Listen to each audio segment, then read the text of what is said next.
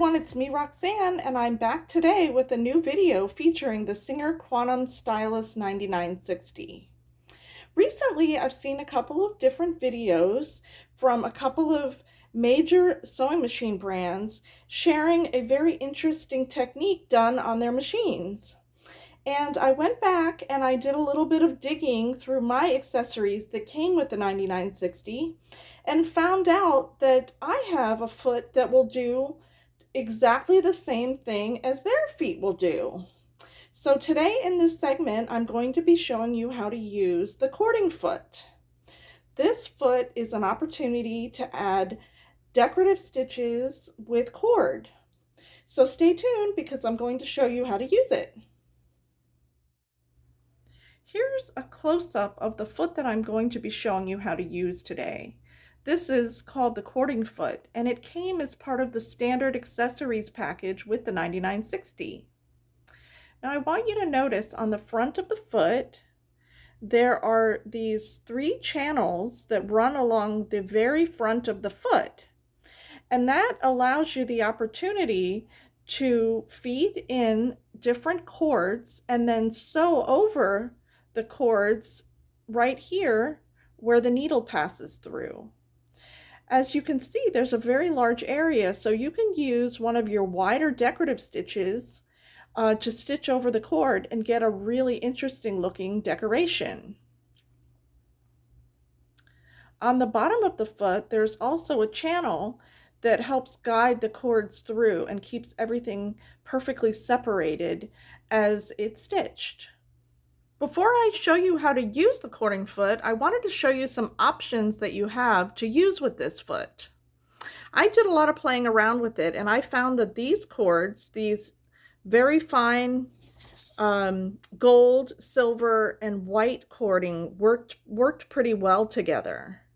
I found that working with cords that are all the same size works better than some being larger or heavier and some being thinner. So that is an option. Then I was using some variegated chenille yarn, and that worked very nicely too, with yarns that were the same thickness as well.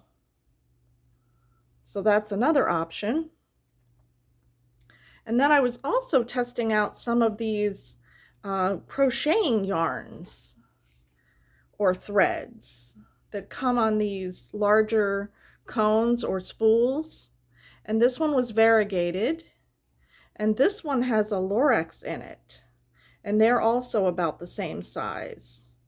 They're also the same size as these, so these could all be worked together, and I think they would work fine as well.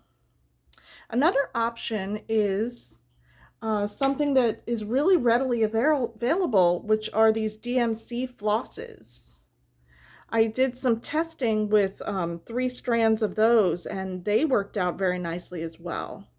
So now I'm going to show you a demonstration and how you insert your yarns or cords into this foot.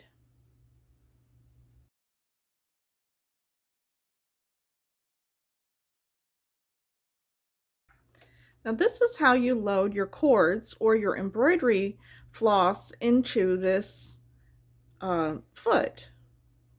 I want you to notice there's a little tension bar here in the front. It's black. And on this side it's open, and that's where you're going to slide your cords into, and then each one is going to land into the first, second, or the third channel. So take your first piece of cord or embroidery floss and hold it here in your right hand on the end, and then slide it under that tension channel right over to the first slot. And you'll sort of hear or feel like a little snap every time it moves over. So that's your first one, and then put it between here where your needle rides, the stitching area. Take your second cord, once again hold it on with your right hand and slide it underneath that tension bar until it hits the second channel, like that. And then slide that piece in between the channel where the stitching channel. And then put your last cord or piece of embroidery floss inserted in. And you heard that snap. Now all 3 pieces are inserted properly into their channels, just like that. Now the next thing you'll want to do is tie a knot back here, just to stabilize them for when you're starting to stitch. You don't want anything to pull out. So just go ahead and tie a knot there.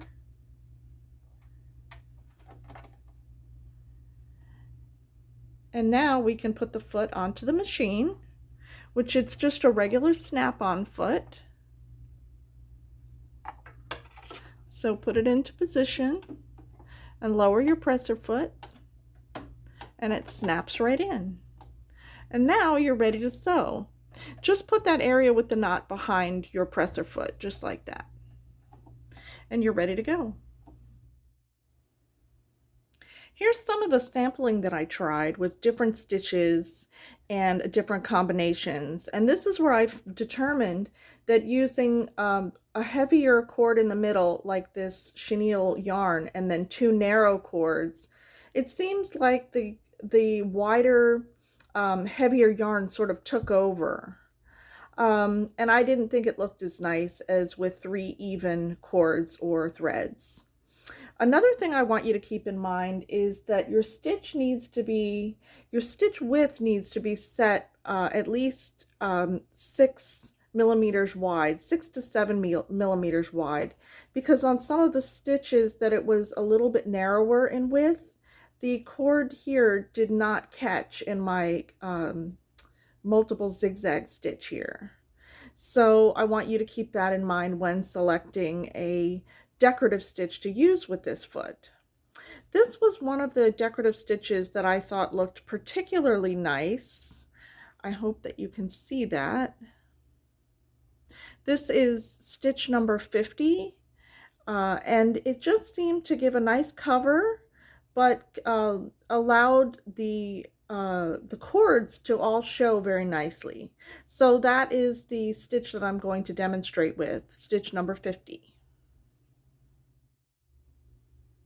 Here I am in front of the front panel of the machine, and I wanted to show you how I set up stitch number 50.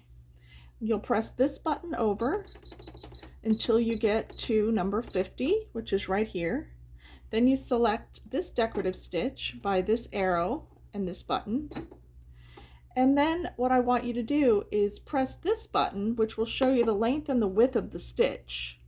Now you can see that the width of the stitch is 7.0, so I know that that will work for the width of these 3 cords. And then it's default set to 2.6 length. That was the stitch setting, which is default, that I used in the sample that I just showed you. This sample. And that's the sample that I'm going to be stitching out right now. Now I'm ready to do my test stitch, and for my demo I have my regular poly cotton woven, and underneath I have some tearaway stabilizer to support my cord and my stitches. So go ahead and place this underneath your presser foot and keep your knot in the back and your threads in the back. Now when you're stitching, you don't really have to make sure that these are 2 in order, because the foot will control how they're fed into the needle. However, make sure that the cords or the threads are not getting hung up on anything as you're sewing. So go ahead and place your presser foot down. I have my machine set on a medium speed and press the start button.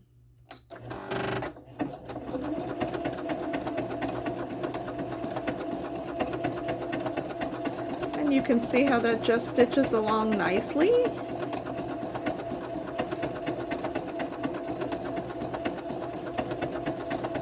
And just let your cords go right into the machine and let the machine guide it along.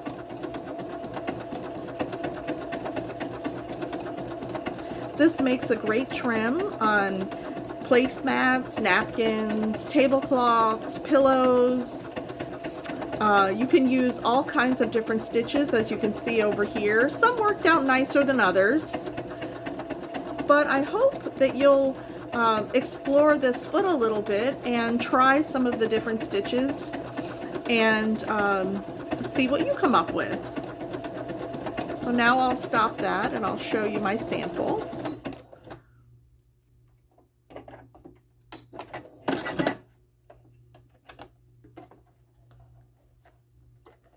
Now my cord, of course, is still in there.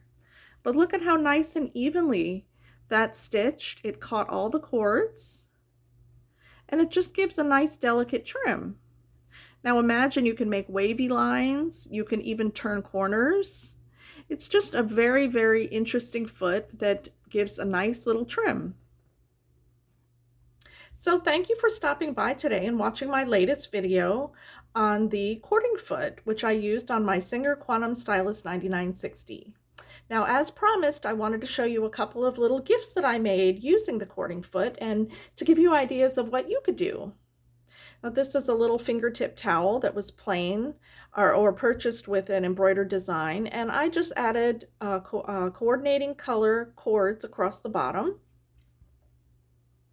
Now I also had another plain little fingertip towel that is going to go along with it, and I added a simple ribbon, red ribbon with little holly leaves, and then I added a cording detail right above it in coordinating colors.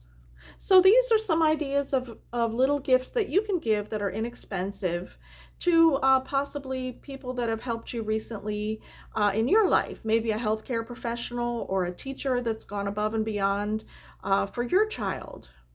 So I hope I've given you some ideas to try your decorative stitches, to try the cording foot, and to decorate napkins, tablecloths, placemats, dish towels, hand towels, any kind of an item that you'd like to add a little something extra special to.